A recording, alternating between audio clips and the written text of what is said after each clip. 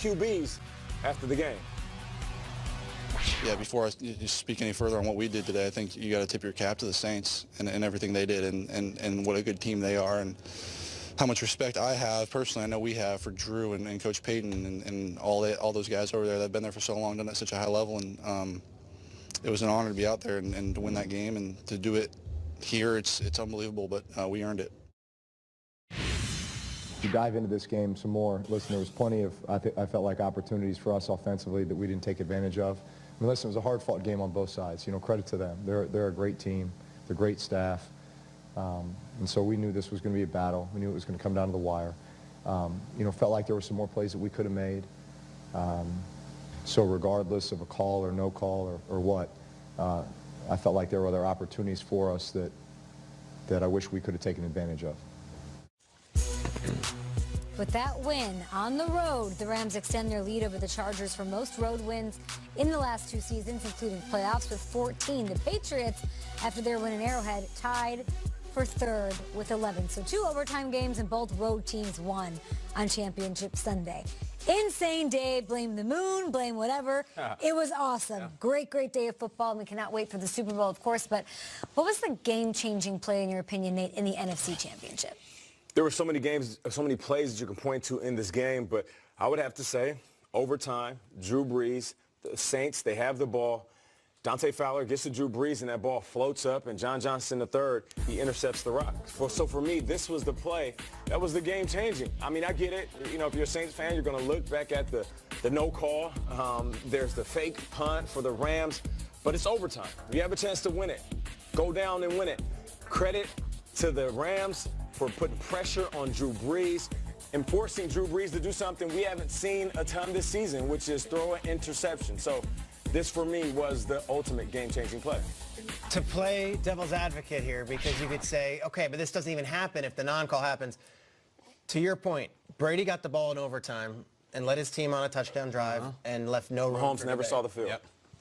So if you have the ball in overtime, regardless of everything that happened, the situation, you can't tell me if you're a Saints fan, once you got the flip and you knew you had the ball in overtime, you didn't feel good about life. You're like, okay, well, we didn't get the no call, but the football gods are smiling down on us. All we have to do is go down and score, and we win this game. They didn't. So, like I said, if you're a player, you look in the mirror and say, what could I have done better? You know what you could have done? Could have went down and scored a touchdown and won the game. I hear that, man. I'm going to go back to the beginning of the game. A little context. The Rams came out offensively at nothing. They were really flat. Gurley was off. He's dropping passes. He said after the game, I played sorry. They didn't have it. And it was like the game's going to get out of hand fast. And they said, we got to do something. We got to break this cycle. Second quarter, they have a 4th and 5. And they dialed up the fake punt we've been talking about, which is incredible.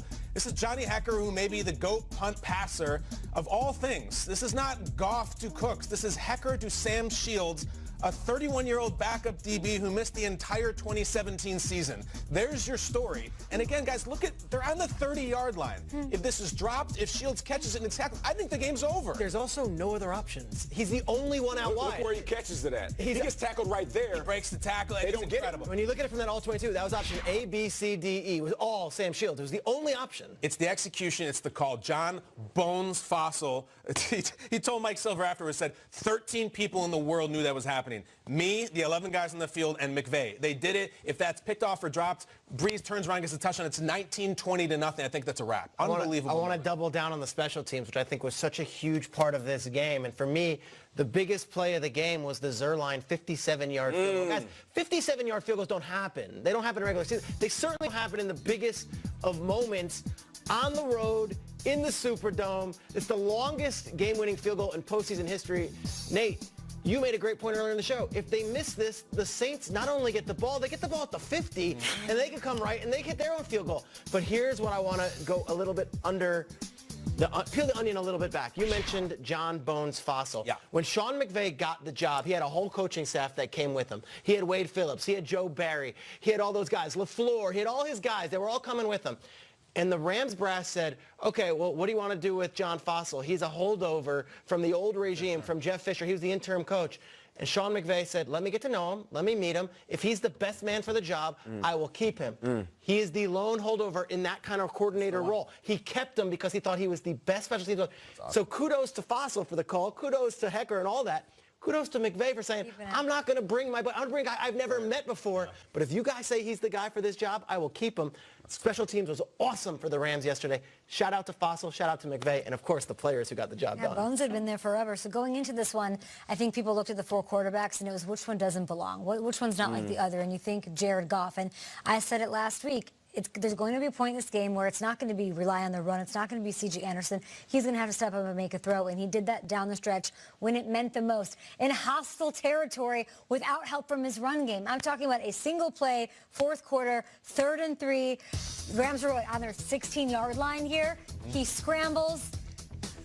I don't even know what's about to happen. I'm freaking out. Makes the throw to Gerald Everett. It was awesome. In traffic, 39-yard gain, setting up that field goal. He led 2 game-time drives in the 4th quarter, and obviously the game-winning drive in overtime as well. It's just such credit to him being able to put the team on his back when he needed to get it done. So impressive, and he changed my mind as far as he needs to be in that conversation with those other 3 guys that were in Championship Sunday. Great call. We knew inevitably it was going to come down to, does Jared Goff have a moment or not? McVay can't throw the passes. Marcus Peters, Sue, they're not out there. Does Goff have a big boy moment? And he did. Right before that snap, you called it also. He goes over and runs over to Gerald Everett. To him, yeah. We've never seen that. Ever. And they call a timeout and say, calm down and get it done. Okay, that play there was huge. He waited perfectly until Everett was open and got it. Everett had to uncover. That wasn't planned. Yeah. That was Ad-lib. scramble rule play, ad-libbing, which we see from other quarterbacks, right? Not Jared Goff. He proved that he can do it. It was a wow play.